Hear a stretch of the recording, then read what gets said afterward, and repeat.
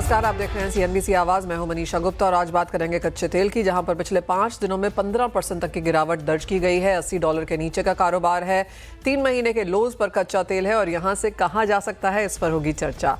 साथ ही बात करेंगे यहां पर पाम तेल की, जहां पर भी प्राइसेस में हल्की सी मुनाफा वसूली आज देखने को मिली है। एथेनॉल और बायोडीजल के चलते अब क्योंकि कच्चे तेल में गिरावट है, यहां पर क्या असर होगा, इस पर भी होगी बात।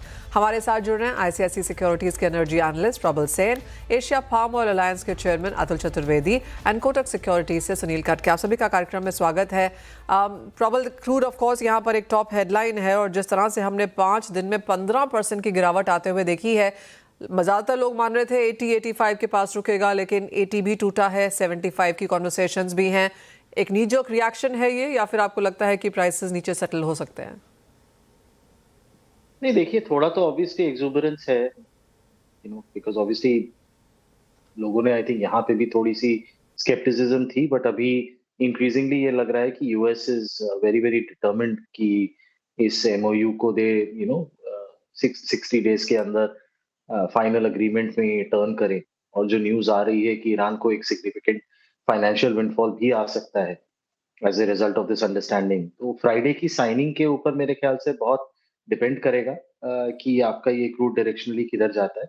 बट मुझे अभी भी लगता है कि अगर आप स्ट्रक्चरल इश्यूज देखें with respect to strait of Hormuz, जहाँ पे शिप्स के लिए अभी भी जाना, कुछ माइंस भी अभी भी क्लियर होनी बाकी हैं, प्लस आपके इंश्योरेंस और रिस्क प्रीमियम वगैरह रीसेट होने में शायद थोड़ा टाइम लगे। मुझे लगता है कि क्रूड एक बार के लिए अगर नीचे जाए भी, वापस शायद 80 के लेवल्स पे वापस सेटल करना चाहिए एक बार नॉर्मलाइजेशन होने के बाद।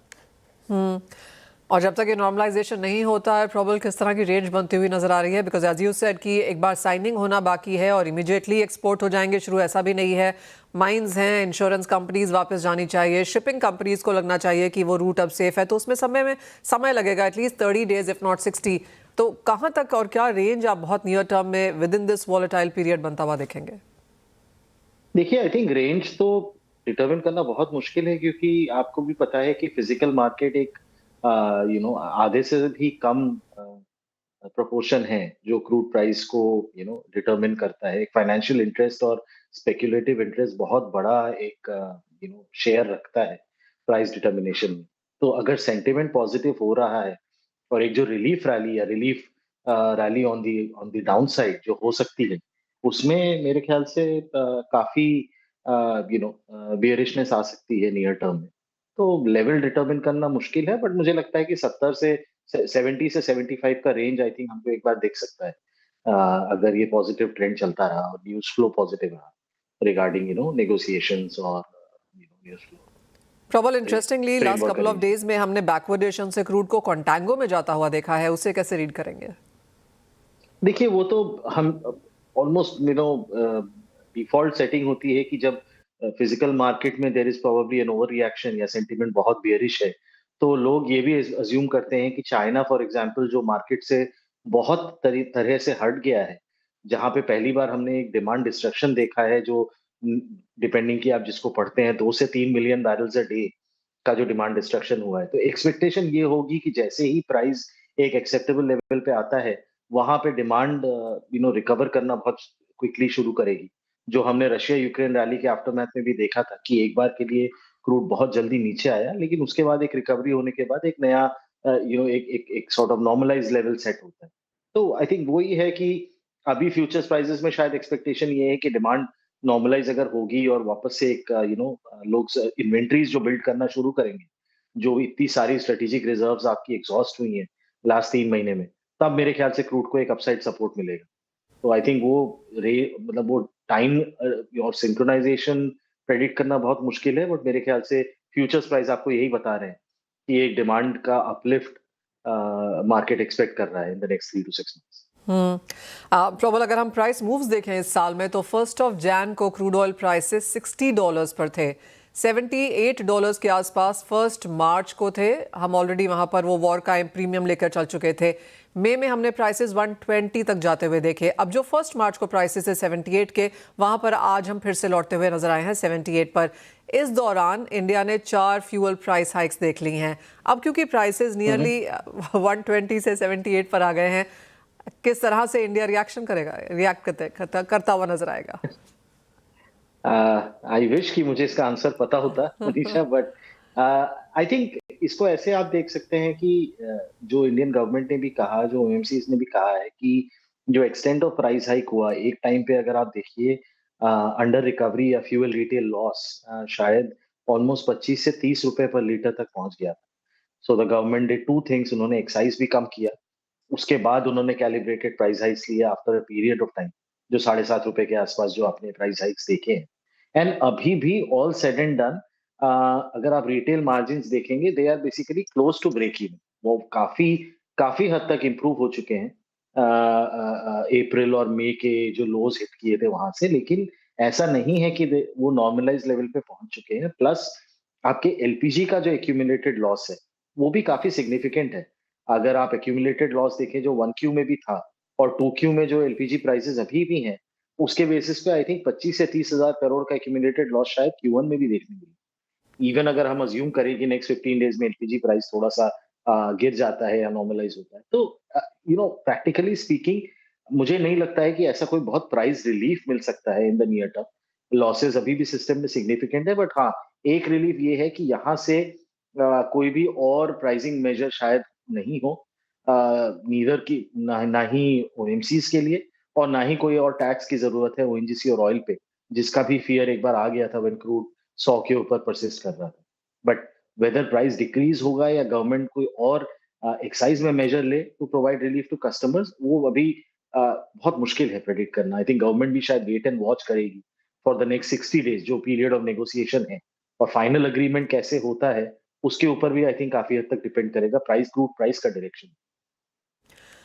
ऑलराइट, तो बाजार को लगता है कि आगे जाकर एक पीस डील हो ही जाएगी और उसका पूरा का पूरा रिएक्शन हमने यहाँ पर ऑलरेडी प्राइसेस में आता हुआ देखा है। बहुत शुक्रिया प्रबल साथ जुड़ने के लिए और उसकी कुछ सेंस भी बताने के लिए। तो जैसे प्रबल हमें कह रहे हैं कि $80 एक फेयर प्राइस है, लेकिन उससे पहले हम $70-75 प्रति बैरल के लेवल्स भी यहाँ पर क्रूड ऑयल प्राइसेस में शायद देख पाएंगे। हमारे साथ अब एशिया फार्म ऑयल अलायंस के चेयरमैन अतुल चतुर्वेदी हैं। अतुल जी नमस्कार। सबसे पहले तो आपका क्या रिएक्शन है जिस तरह से हमने क्रूड प्राइसेस को ईज आउट होता हुआ देखा है? वो जो सारी एथनॉल बायोफ्यूल की स्टोरी है थोड़ी सी ढीली पड़ती हुई नजर आई। अभी तो कहना मुश्किल है, मुझे डर ये है कि अगर क्रूड प्राइसेस इतने घट जाएंगे तो गवर्नमेंट में जितना अभी एग्रेशन रहा है पिछले हफ्ते 10 दिन का, वेदर इट विल लास्ट और not, time alone will tell. But मैं समझता हूँ ये एक अपॉर्चुनिटी ऐसी है कि जिससे इंडिया अपने को जितना डीरिस्क कर सके फॉसिल फ्यूल से, उससे बेहतर कोई मौका नहीं है। बट हैविंग सेड दैट, ये एल नीनो वाला साल दिख रहा है और क्रॉप्स वैसे भी पिटती हुई दिखती हैं, तो ऐसे में कितना एग्रेशन रहेगा ऑन डोमेस्टिक ये फीड स्टॉक्स, ये थोड़ा वक्त बताएगा। आज कहना मुश्किल है, बट ऑब्वियसली मैं होप करता हूँ कि गवर्नमेंट का इंटरेस्ट बरकरार रहेगा in spite of the fact that the fossil fuel values are coming down. Let us see, keeping our fingers crossed. Alright, Atul ji साथ ही साथ अगर हम इंटरनेशनल मार्केट्स में पाम ऑयल प्राइसेस देखें तो वहाँ पर हमने काफ़ी चॉपीनेस आते हुए देखी है। मलेशिया के नंबर्स में, एक्सपोर्ट के नंबर्स में हल्की सी वहाँ पर बढ़त देखने को मिली है। इन्वेंट्रीज में हल्की सी गिरावट है। आपको लगता है पाम भी शायद अपना बॉटम यहाँ बना चुका है? मेरे ख्याल से पाम अब इस लेवल से ऊपर उठना उसके लिए बहुत मुश्किल है, क्योंकि डिमांड भी जो डिस्ट्रक्शन हुआ है आज की तारीख में हिंदुस्तान में, जिस भी दिन ये क्या नाम KLC वगैरह बढ़ता है, that is the day an opportunity to sell. तो Indians are not willing to go long at these values. तो मैं समझता हूँ कि पाम की भी जो रैली, अपवर्ड रैली है, in spite of the fact कि वो B50 1 जुलाई से लागू करने की बातें कर रहे हैं, बट अब B50 में उनको कितना ज्यादा इंटरेस्ट रहेगा ये वक्त बताएगा। पर अब मैं समझता हूँ ये अपना पीक अचीव हो चुका है as far as palm is concerned, और सोयाबीन भी कहीं से कहीं भागता हुआ नजर नहीं आ रहा है। सोयाबीन में भी वीकनेस दिखाई देने लगी है, क्योंकि India, weather we like it or not, is a price sensitive market, तो higher prices definitely affect the demand. Yup. Alright, Atul ji आप क्या कहेंगे आने वाले समय में अगर एडिबल ऑयल स्पेस कुछ चीज़ देखेगी तो क्या वो रुपया होने वाला है? B50 की कंसर्न्स हैं या फिर आपको लगता है El Nino tops the charts? At this point of time, El Nino is topping the chart because जो नवंबर, दिसंबर, जनवरी का पीरियड होता है, that is peak crushing period as far as soybeans are concerned. और अभी जो एल नीनो की बातें हो रही हैं वो रेनफेड एरियाज में ज्यादा इफेक्ट करेगा ये दिखाई दे रहा है, और उसमें मैं समझता हूँ सोयाबीन सबसे ज्यादा मार खा सकता है। भगवान न करे कि वो मार खाए, पर चांसेस सोयाबीन के मार खाने के काफी ज्यादा है, एंड ग्राउंडनट के। तो ग्राउंडनट तो I don't consider it as an oil seed, it's more a dry fruit, but soya definitely. तो मैं समझता हूँ Indians will be watching this. Internationally oil की अवेलेबिलिटी में कोई कमी नहीं है, तो जब भी चाहिए जितना चाहिए उतना तेल मिलता रहेगा, तो supply chain will be well fed, absolutely no issue on that front. Atul ji, आपको लगता है कि कहीं ना कहीं इंडियन चाहे वो इकोनॉमिस्ट हैं, इंडस्ट्रीज हैं, अभी भी वेट एंड वॉच मोड पे है, कोई बहुत बड़ी कंसर्न नहीं है, और क्या वो itself is a concern? I won't say that. As far as the supply chain is concerned, that is definitely not a concern. Okay. But more problems will be in terms of meal. If the soybean uh, volumes come down in terms of the local production, then meal के ऊपर थोड़ा pressure रहेगा, क्योंकि आज भी meal देखिए इतनी ऊंची प्राइस में बिक रही है, so that is unsustainable for the poultry sector. So I think somewhere down the line we might have to bite the bullet and allow meal imports in the next 3-4 months. That is a possibility. $200 higher meal price sustainable नहीं है, so we will have to definitely watch all these things. Atul ji, बहुत शुक्रिया साथ जोड़ने के लिए। कच्चे तेल का इम्पैक्ट क्या रह सकता है? एल निनो ऑफ कोर्स एक बड़ी चीज़ यहाँ पर है, और पाम के प्राइसेस जैसे उन्होंने कहा कि बढ़ चुके हैं, यहाँ से और तेज़ी की एक्सपेक्टेशन नहीं है, और मील का मुद्दा अभी भी गरमाया हुआ है, शायद यहाँ पर इम्पोर्ट करना ही पड़ जाए। बल्कि तो बात हुई एग्री कमोडिटीज़ की, लेकिन आपकी स्क्रीन पर सोना और चांदी लेकर आएंगे, क्योंकि यहाँ पर हमने इनिशियल गेंस के बाद एक स्टेबिलिटी आते हुए देखी है। हमारे साथ कोटक सिक्योरिटीज से सुनील काटके हैं। सुनील, आपको क्या लगता है, इनिशियल गेंस के बाद अब बाजार यहाँ पर यूएस फेड का इंतजार कर रहा है? जी नमस्कार मनीषा जी। आई थिंक जो यूएस फेड का पहला मीटिंग रहेगा केविन वॉश का, तो market obviously wait and watch कर रहा है कि उनका स्टांस क्या रहेगा, वेदर वो सॉफ्टर टोन में बात करेंगे या थोड़ा बहुत स्ट्रिक्टर मॉनेटरी पॉलिसी की तरफ बात करेंगे। आई थिंक मार्केट उस चीज का वेट कर रहा है। तो डोमेस्टिक मार्केट में अगर हम देखते हैं तो थोड़ा बहुत जो डॉलर इंडेक्स में वीकनेस देखने को मिला है, बॉन्ड यील्ड्स में जो करेक्शन देखने को मिला है, उसके चलते थोड़ा बहुत बाउंस बैक हमने जरूर देखा है गोल्ड और सिल्वर के प्राइसेस में। Beginning of the month of May हमने देखा तकरीबन गोल्ड $4050 के आसपास था, अभी $4330 के आसपास है। चांदी भी तकरीबन $61 के आसपास चला गया था, तो now it is close to $70 mark. तो जो रिकवरी है थोड़ा बहुत देखने को मिल रहा है, वो optimism over US Iran agreement को लेके है, जो कि फ्राइडे को साइन होने वाला है। इवन दो जो अग्रीमेंट के टर्म्स हैं वो पब्लिकली डिस्क्लोज नहीं है, बट एक ऑप्टिमिस्टिक अप्रोच लेके चल रहे हैं कि 60 डेज का एक सीज फायर होगा और उसमें नेगोशिएशंस टेकन केयर हो जाएंगे। तो I think over a period of time market यही एंटिसिपेट कर रहा है कि जो मॉनेटरी पॉलिसी है, क्रूड ऑयल के प्राइसेस घटने के वजह से थोड़े सॉफ्टर साइड रहेंगे, क्योंकि वो इन्फ्लेशनरी कंसर्न्स जो ड्राइव कर रहा था इंटरेस्ट रेट को ऑन द हायर साइड, वो अभी थोड़ा बहुत डिप्लीट होते हुए नजर आ रहा है। क्रूड ऑयल के प्राइसेस ऑलरेडी हमने $21 करेक्ट होते हुए देखे हैं। ब्रेंट का प्राइस ऑलरेडी $78 के आसपास है, जो कि तकरीबन $100 के आसपास था थोड़े हफ्ते पहले। तो मुझे लगता है सॉफ्टर मॉनेटरी पॉलिसी का जो इम्पैक्ट रहेगा, लोअर इंटरेस्ट का जो इम्पैक्ट रहेगा, वो बुलियन को थोड़ा पुश करेगा on the higher side. Buy on dip का मुझे लगता है एक व्यू बनता है गोल्ड और सिल्वर दोनों में। 4200 और $4300 का एक रेंज अगर मिलता है तो स्टैगर्ड वे में मेरे ख्याल से एक्यूमुलेशन बनता है, क्योंकि जो ब्रॉडर थीम है बुलियन में, डी डॉलराइजेशन का, या जो सेंट्रल बैंक्स का जो बाइंग चल रहा है, या तो इवन ईटीएफ्स के जो इनफ्लो हम देख रहे हैं बढ़ते हुए, वो सपोर्ट करेगा। और फिर से इफ नॉट $5600 जो हमने ऑल टाइम हाई बनाते हुए देखा था गोल्ड का, बट तकरीबन $5000 तक का एक रेंज जो है गोल्ड में आने वाले 2 या 3 महीने या 4 महीने के दौरान देखने को मिल सकता है। चांदी being industrial metal, supply deficit तो है ही, तो जो लास्ट 5 से 6 साल से जो मार्केट में सप्लाई डेफिसिट है और जो डिमांड आ रहा है सोलर एनर्जी की तरफ से, या इलेक्ट्रॉनिक सेमीकंडक्टर सेगमेंट से, या इवन इलेक्ट्रिक व्हीकल से, डेटा सेंटर्स की तरफ से जो डिमांड आ रहा है, वो मेरे ख्याल से वो थीम एक अंडरटोन में बुलिश सपोर्ट करता रहेगा। चांदी जैसे आपने बताया था $120 तक का, चूंकि अभी $70 के आसपास है, यानी ऑलमोस्ट $50 करेक्ट हो चुका है। और डोमेस्टिक मार्केट में भी मुझे लगता है तकरीबन 4 लाख के ऊपर का भाव अभी 2,50,000 के आसपास है। तो स्ट्रॉन्गर फंडामेंटल, सप्लाई कंसर्न्स, और अभी इजियर मॉनेटरी पॉलिसी आएगा तो इकोनॉमिक ग्रोथ के चलते इंडस्ट्रियल मेटल का भी थोड़ा बहुत इंप्रूवमेंट होगा, तो उसका सपोर्ट चांदी में भी देखने को मिल सकता है। तो मुझे लगता है 2.5 लाख के आसपास अभी जो चल रहा है रेट, स्टैगर्ड वे में एक अच्छा एंट्री अपॉर्चुनिटी है। नियर टर्म में मुझे लगता है चांदी फिर से $80 से $90 तक का रेंज दिखा सकता है 2-3 महीने में, और रुपी टर्म में मुझे लगता है 3,20,000 से लेके 3,30,000 तक का एक रेंज जो है 2 या 3 महीने में चांदी भी दिखा सकता है। पिछले 2 दिन की मुनाफा वसूली के बाद सुनील, आज मेटल्स में एक तेजी देखने को मिली है। एल्यूमिनियम ऑफ कोर्स अभी भी मुनाफा वसूली पे है, लेकिन कुछ सपोर्ट कॉपर में है, कुछ जिंक में है। मेटल्स में क्या करने की राय है? मुझे लगता है कॉपर अगर हम देखते हैं तो तकरीबन 1340 के आसपास रेट चल रहा है, इसमें भी हमने ठीक ठाक इंप्रूवमेंट देखा है। एक तो अगेन कॉपर में या इवन एल्यूमिनियम में थोड़ा बहुत नजर रहेगा फेड के पॉलिसी के डिसीजन को लेके। जैसे मैंने बताया, अगर policy on the softer side आएगा, रेट को घटाने के बारे में अगर बात होता है, तो ये इकोनॉमी के लिए अच्छा है, ग्लोबल इकोनॉमीज के लिए एक पॉजिटिव न्यूज होगा, और वो पॉजिटिविटी जो है इंडस्ट्रियल मेटल में रिफ्लेक्ट करेगी। और अगर स्ट्रक्चरली भी देखें तो इंडस्ट्रियल मेटल सप्लाई डेफिसिट से जूझ रहे हैं। अगर हम कॉपर की बात करते हैं तो शंघाई फ्यूचर एक्सचेंज पे inventories on the lower side हैं, और जो चिलियन माइन आउटपुट है वो भी ऑन द लोअर साइड है ईयर ऑन ईयर। तो स्ट्रक्चरली डिमांड तो ठीक ठाक है। अगर ब्याज दरें घटती हैं तो एक ऑप्टिमिज्म जो है मार्केट में बेस मेटल प्राइसेस को ड्राइव करेगा।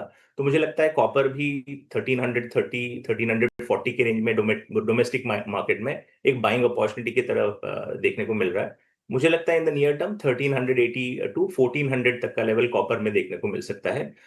एल्यूमिनियम का थोड़ा स्टोरी अलग है, हालांकि near time all time high से अभी थोड़ा बहुत प्राइस करेक्ट हुआ है। बट अगर हम चाइना का डेटा देखते हैं तो जो चाइना का मे का एल्यूमिनियम आउटपुट है वो रिकॉर्ड हाई पे है, तो उसकी वजह से एल्यूमिनियम के प्राइसेस थोड़े दबाव में है। और उसके अलावा इवन इंडोनेशिया से मार्केट में थोड़ा एल्यूमिनियम का सप्लाई का जो अंदेशा है उसकी वजह से भी थोड़ा प्रेशर है। जो स्ट्रेट ऑफ हॉर्मूज का जो ब्लॉकेड का जो कंसर्न था, जिसकी वजह से 7% of the global aluminium output blockade में इम्पैक्ट हुआ था, वो अभी अगर बाजार अग्रीमेंट में आ सस्टेन, जाएगा। हाँ, तो उसका भी थोड़ा दबाव So, है। तो थोड़ा aluminium wait and watch mode में रहेगा, तो all right. 330-360 के रेंज में ट्रेड होते हुए नजर आएगा एल्यूमिनियम। Point taken. सुनील, बहुत शुक्रिया साथ जोड़ने के लिए और तमाम मेटल्स पर अपनी स्ट्रैटेजी भी देने के लिए। वेल, इसी के साथ एक ब्रेक का भी समय है, लौटेंगे और लेकर आएंगे बॉन्ड स्ट्रीट।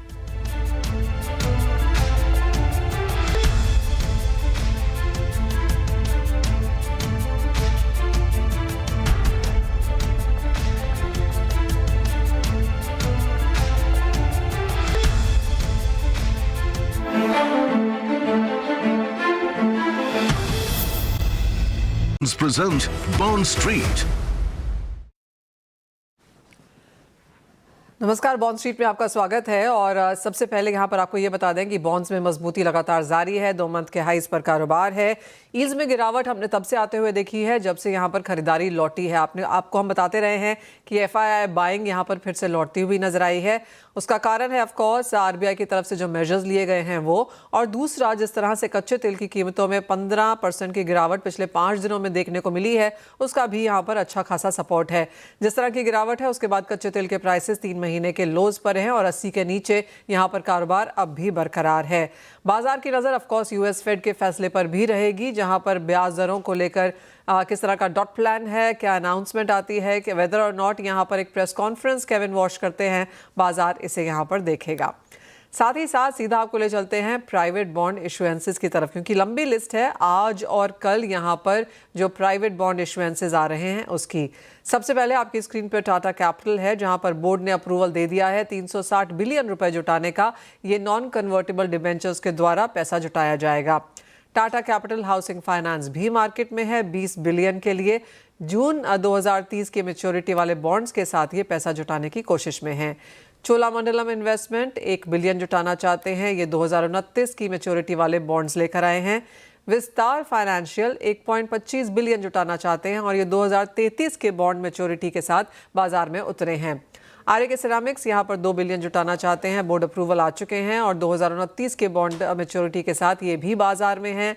बजाज फाइनेंस भी यहाँ पर रकम जुटाने की कोशिश में है, 15 बिलियन के लिए ये बाजार में 2028 की मैच्योरिटी वाले बॉन्ड्स के साथ हैं।